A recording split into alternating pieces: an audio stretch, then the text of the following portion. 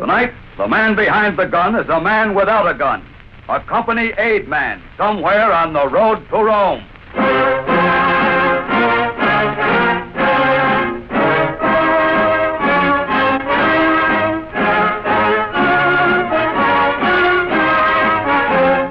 The makers of Elgin watches present The Man Behind the Gun, dedicated to the fighting men of the United States and the United Nations.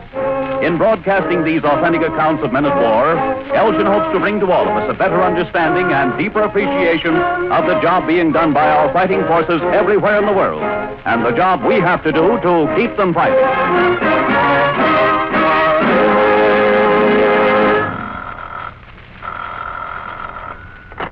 Headquarters, night reconnaissance. Major Stanley. Right away. For you, sir. Thanks. Night reconnaissance, Major Stanley. Colonel Bailey, Battalion Headquarters. Yes, sir? You are familiar with Operation Plan R? Yes, sir. Very well. Our advance patrol will enter Village 17 at 400 hours. At precisely 403, one of your planes will drop a parachute flare over the village. Yes, sir. What time have you now? Exact time. Why, 209:50. 55. 210. Good. Our watch is synchronized perfectly. Not just the time, but the exact time. Men must have it in this, the fastest-moving war in history. There can be no uncertainty, no guesswork when lives depend upon time and timing. And that is why every branch of our armed services looks to the Elgin Watch Company for many precision instruments vitally necessary to accurate timing. At Elgin are craftsmen of rare skills and the finest laboratories and scientific equipment in the watchmaking world. Yes, and that intangible something sometimes called pride in workmanship, handed down for over 4 generations at Elgin. Today, every facility, every bit of that Elgin skill is devoted to the business of war, the timing of action on all fronts. Service watches, 10-second timers, tank and aviation clocks, special devices for Army, Navy, and aviation use. And those mechanical time fuses for anti-aircraft projectiles, which recently won for Elgin's Plant Number 2 the coveted Army-Navy E Award. And what of the peacetime products of Elgin skill, those superb Lord and Lady Elgin watches? Well, some of them may still be available at your jeweler's, and you should see what Elgin's he has. But if you have to wait a bit for the joy and pride of Elgin ownership, remember that Elgin genius for smart design, the tradition of accuracy are still in daily practice. They will produce even more beautiful, even more precise Elgin watches for you when the victory we are now all working for is won.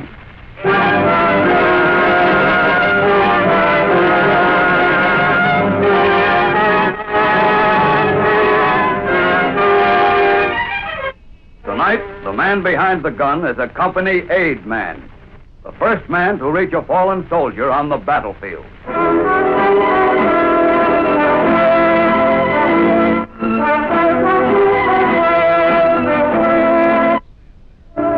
Your name is Jim Peterson. On your tin helmet, you wear that red Geneva cross that all nations agreed to honor, but some don't. It means you're a company aid man. Just that. You don't carry the wounded. You don't drive an ambulance. You're not a doctor or a nurse. You're the guy who goes right into the middle of the shooting with your platoon, armed only with a first aid kit. And you stick right with them no matter where they go or what they do. Like them, you've got to take it. But you can't dish it out.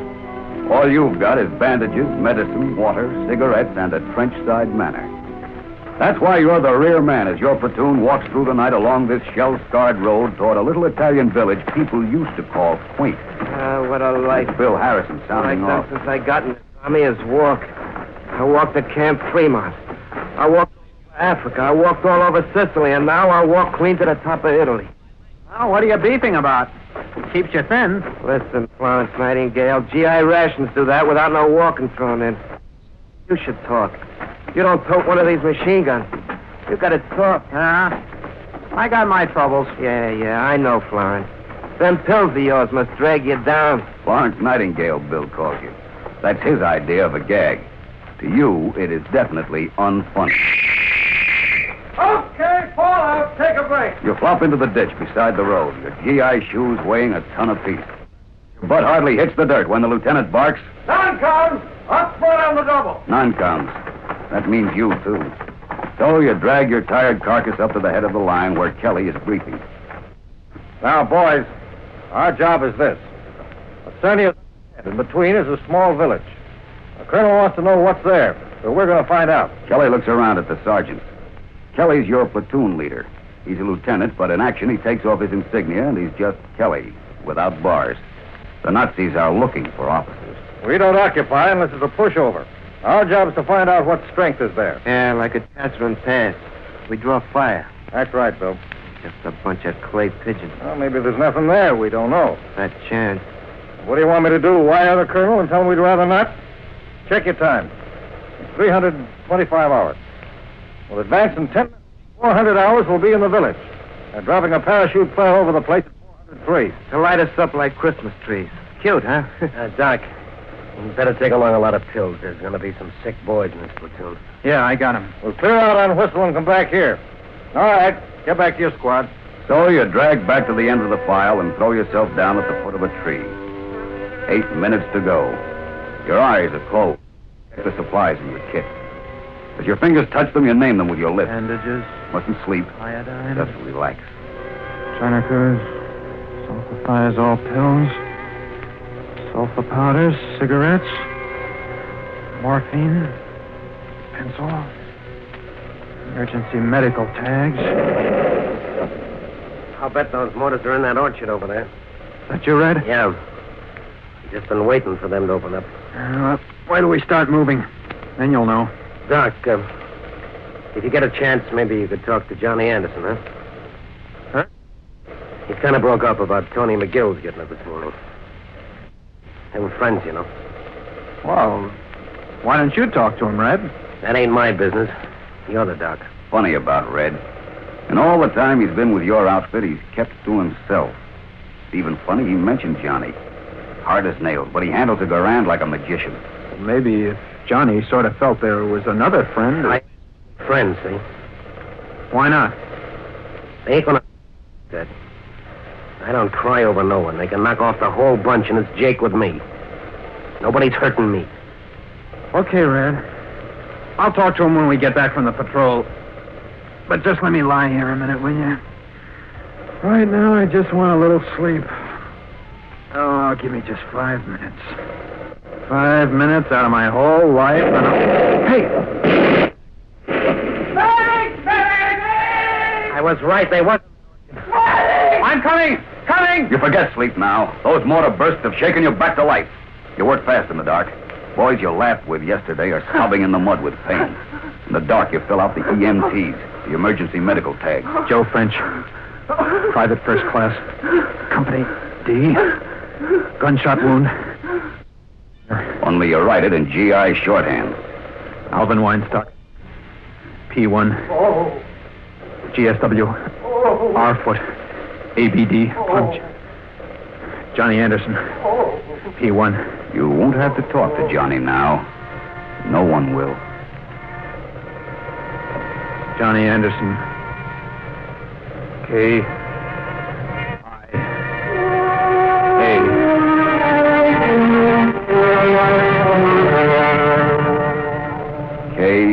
K-I-A.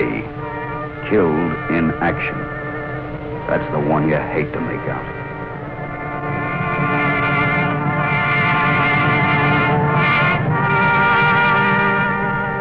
You just get back in line when the signal comes. A low, cautious whistle. The men get up stiffly. They start down the road, double file. They don't talk now. This is the real stuff. No one thinks about anything except that light that's going to bust at 403 hours. You see the white houses of the village ahead. Fingers touch triggers. They want to hit the dirt. They want to crawl on their bellies up to that village, but they can't. And you can't. You're a clay pigeon. Colonel's orders. It's 359 hours. There's the plane. Men keep going. You jump across door openings. You duck under window ledges. Up in the blackness, a parachute flare is falling. Every man freezes in his place. The flare bursts. Now, folks! Now, see they get their fire! Have they? Fire! You found out what the colonel wanted to know. occupied and defended. Kelly runs toward you, throws something into the window ahead of you, and falls to the ground. Immediately, the house shakes and chunks of plaster fall on you. Kelly is up and running into the door. 2 men follow him. You follow them. Inside, there's a bitter stink of burnt powder. 2 Jerrys are dead by their machine gun at the window. Any of you guys hurt? I'm okay. Yeah, me too, Kelly. Let's get out of here. Red, see if there's a back way. That street out front there's murder. Here's the door. Take a look. It's okay. All right. Let's go. You see them go out one by one, quickly, crouch double. You start after them. And then you stop. Somebody's hit out front in the street. Kelly said that street was murder. Wouldn't risk his men there. But that doesn't apply to you. Nobody ever tells a medic where he can't go. Fall out to that body, out into the middle of murder. It's brighter now. It's almost dawn. Okay, pal. Where are you hit? You turn the body over. It's not a Yank, it's a Nazi. Just a kid. He's looking up at you with the scaredest eyes you've ever seen. Do not kill me. Do not kill me. I'm not going to kill you. See? Geneva Cross. Here, let me unbutton your blouse. Please, do not kill me. Is that what they tell you we do? Look, Fritzy, I'm not going to kill you. I'm going to help you, see? Geneva Cross. Genfer Kreuz. Let's see your wound. All right. I'm going to pour in some of this. It's sulfur powder. Hold still. Sprinkle the powder onto the shattered chest. The boy's face turns green. You shoot 2 pills into his mouth and give him some water. All right, now. Take a big drink now. Come on. All right. Now, what's your name, bud? Name? Fred, Heinrich, Friedrich. Yeah. Friedrich Hoffman. All right, now look. I'll write it on this tag so they'll know who you are. If we pick you up, they send a letter to your folks and tell them you're okay. Friedrich Hoffman. You look up. You're closer than you thought to the building across the street. They're in the door, facing you. One of them holds a submachine gun. You can see it moving from left to right in your direction. You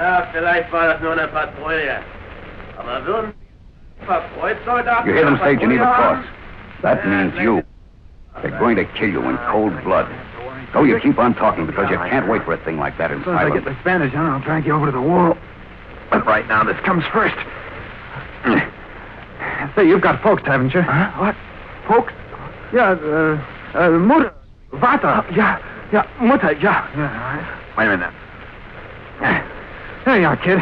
That'll hold until somebody gets to you. A couple of months in a hospital and you're okay. Why don't they shoot? What are they waiting for? You don't dare look up. Why don't they shoot? There's nothing to stop them. All right, now look, Friedrich. I'm fastening on the tag. Now, don't lose it. Tells what treatment you've had. Now, I'm going to drag you over to the side of the street. See, Friedrich? Now, listen, take it easy. It's got to be done. Murder out there. You want half a chance anyway. You place the kid next to the wall. Then you can't stand it. You look around for the nut. You clench your teeth for the bullets that are going to rip into you. But they're gone. The doorway is empty. Either they didn't see you at all, or they saw your Geneva Cross in the growing dawn. You don't stop to puzzle it out. You get away from there as fast as your tired legs will take you. A quarter mile away, you find your platoon, and you throw yourself down in the mud beside them, your racking lungs clawing for breath. Well, Florence Nightingale has returned to the fold. This time you grin. And there's Bill grinning right back at you. Those are the warmest words you've ever heard. Are you okay, Doc? I'm okay, Bill.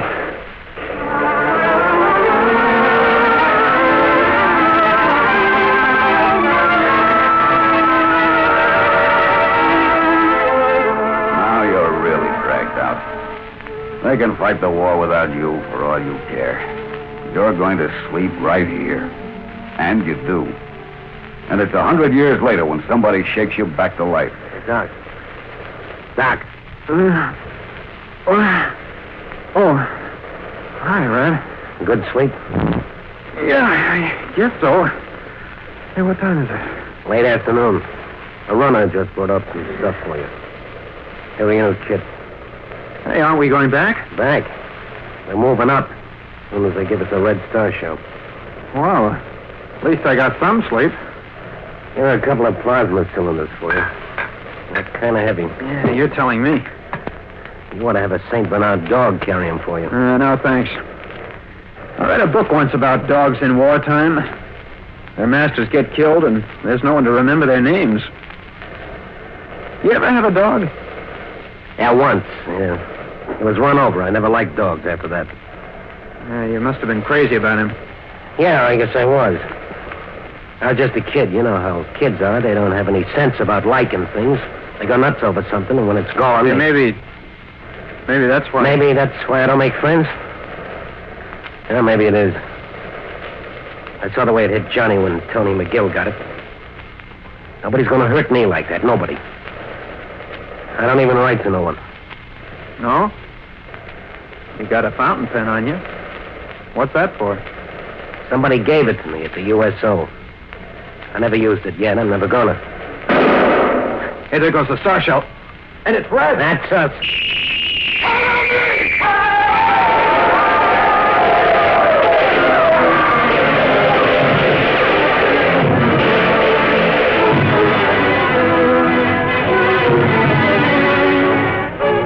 This is the advance.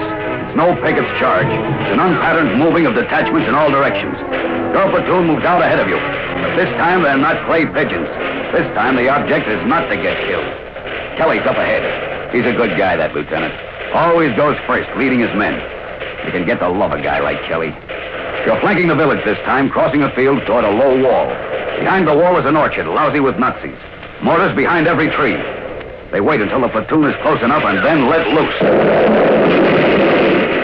Medic!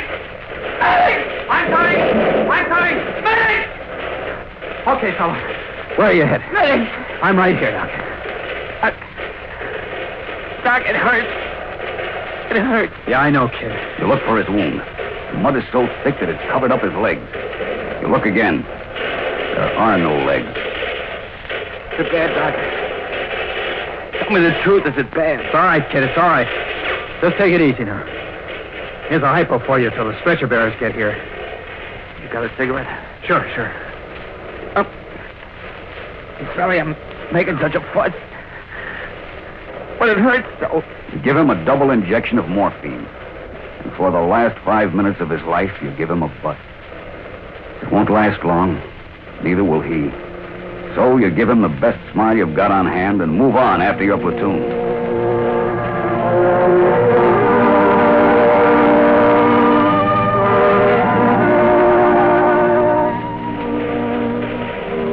The platoon is hard to find in the dust. All you know is they were headed for a wall, and that's where you go. There are soldiers all around you, but none you recognize until you see that tall guy starting to go over the wall and then falling crazily back into the mud. It's Red. You run to his side. Where are you hit, Red? Leg. Which one? This one, it took my foot off. No, it didn't. That's Kelly. He got it. I'll get him next. Here, let me get your shoe off. All right. Take it easy, Doc. Okay, now wait. There you are. Yeah, went right through the back of your leg. You get hurt that bad in a football game. You ever play football? All right, blow it. I don't need any of your bedside manners. Save it for Kelly. You're a funny guy, Red. Yeah, ain't we all? All right. Did you take yourself a pills? I don't need pills. I can get along all Are right. you going to take them or do you want me to ram them down your throat? All right. Give me yourself a powder. Here. Now listen, don't try to crawl back, Red. They're raking the field. Lie close to the wall. On this side, you're okay. All right, wait a minute. There, that bandage will hold. Forget about me, will you? No. You crawl through that mud and you won't have a leg. You do as I tell you now. You stay here. I'm coming, Kelly! You slither over the wall and lie at the bottom for a moment. You're on the bad side now, right in the enemy's fire. You locate Kelly. He's crunched in a heap under an olive tree. You start up. Then duck as machine gun bullets hit the wall over your head. After a moment, you crawl toward Kelly. He's sprawled out like a discarded doll. When you're close to him, you speak into his ear. Where are you hit, Kelly? He's clutching his side. A shell fragment has torn a hole in him, but he's alive. You know he wants water. That kind of a wound dries a man right up. I know. Drink a lot, Kelly. When he's done drinking, you fix him up. It takes a long time. Minutes are like hours when there's hell all around you. His face turns a bad color. You've got to have plasma. Then there might be a chance. But first you've got to get him over the wall and out of the line of fire. Can you crawl, Kelly? Even a little. I'll try, Doc. All right, come on up. I'll drag you. So you both inch along. There's blood in Kelly's mouth, and that's not good. Even so, there's a chance. You're almost to the wall when he shakes his head. Let me rest. Just a minute. Just a minute. You lie beside him while he sinks through the mud. Hey, we better get going, Kelly. I'm dropping shells right course now. Come on, fella, try again. Kelly. But Kelly doesn't move. He just lies heavy and still. You shake him. Then you roll him over. One side of his face is wet with red mud. A chunk of shrapnel is ripped off his jaw. You pull out an EMT, and you slowly fill it in. But it's difficult to make out the words you're putting down. Joseph Kelly, Second Lieutenant, Company B, K-I-A.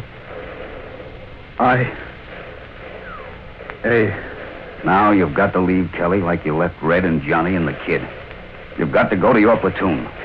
So you rise to a crouch, ready to spring for a ditch. A ton of brick hits the side of you. You're thrown against the wall. For a moment you feel nothing but surprise, and then like a slow fire, the pain comes. Your leg throbs like someone was beating it with a sledgehammer.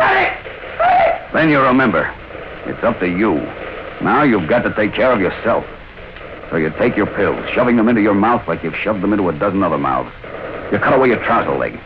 You're dripping sweat that's like ice water. You pour in the powder and you slowly wind the bandage around a wound that reaches from your calf clean up to your hip. You've got to get to the other side of that wall where it's safe. It takes everything you've got inside of you to do it.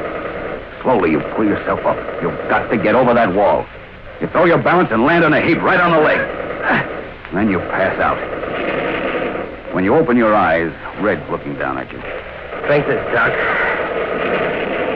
Did you take your pills? Yeah. All right, we're getting out of here. Ain't even safe on this side of the wall now with those shells. Where's the battalion aid station? The village, where we were last night. Hey, you're turning gray. More water. Doc, how do you operate this plasma? No, water. Plasma takes a long time. I didn't ask you that. You're getting some right here. Bottles. Take them out of cylinders. Yeah, then what? The bottle in the kit. All right. I got it. Go ahead.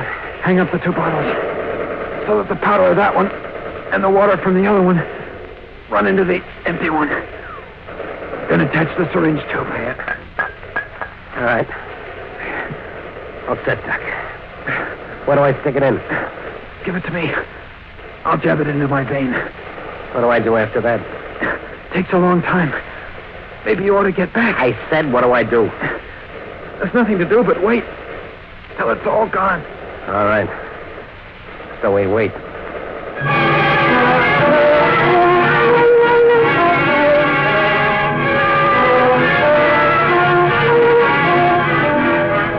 From here on, it's all a jumble of odd things to remember. You remember hobbling along with Red, each helping to take the load off the other's leg. You remember a Nazi tank that didn't pay any attention to you. You remember that Red's words came out slowly and formed themselves into printed sentences in front of you. There's a bunch of our half-track parked by the aid station. The dopes. They ought to know better. Hold tight, Jim. We'll be there soon. You remember that Red never called you Jim before. You remember that an airplane came down at you, dropped a lot of stuff. The half-tracks went all to pieces. The aid station crumbled. You and Red tried to run, but you didn't get far.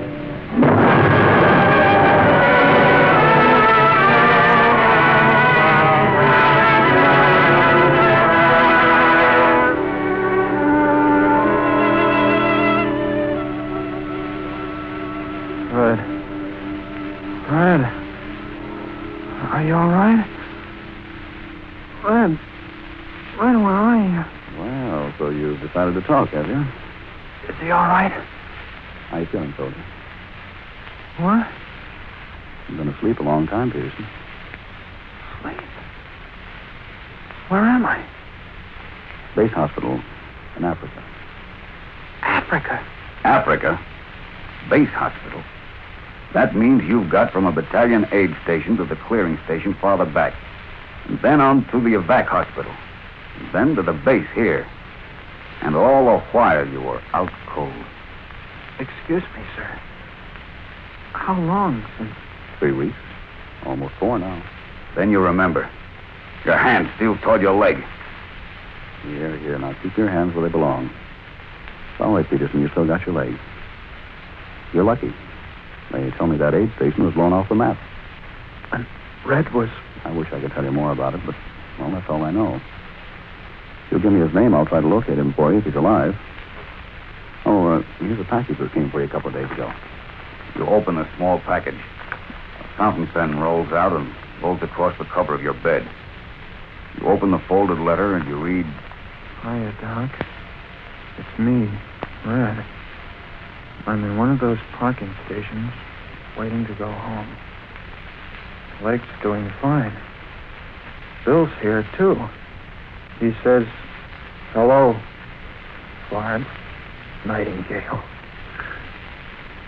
I was thinking, maybe I was wrong about not wanting a friend. Anyway, here's my pen, in case you don't have one. If you don't want to write me a letter, just toss it in a basket. But if you do write, well, I'd like to hear from you.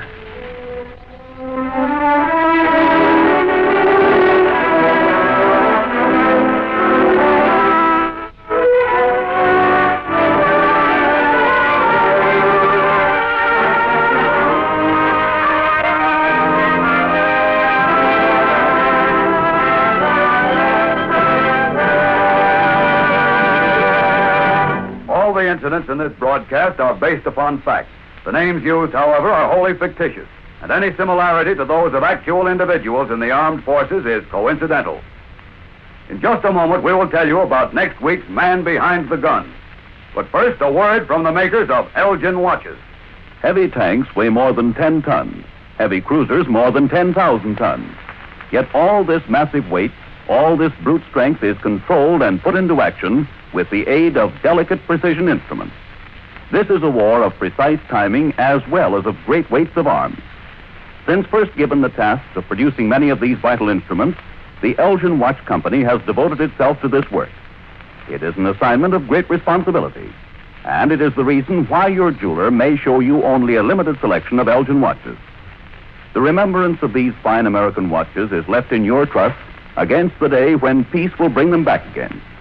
Meanwhile, care for the watch you now own. Wind it carefully each morning.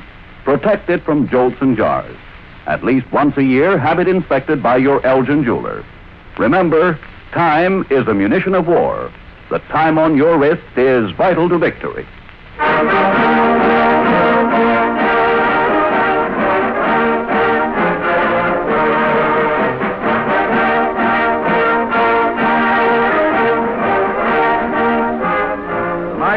Behind the Gun joins a grateful nation in congratulating the United States Marine Corps on its 168th birthday. Mindful of the undimmed glory of the Leathernecks from the halls of Montezuma and the shores of Tripoli through the jungles of Guadalcanal and Bougainville, we wish this oldest branch of America's armed forces many, many happy returns of the day.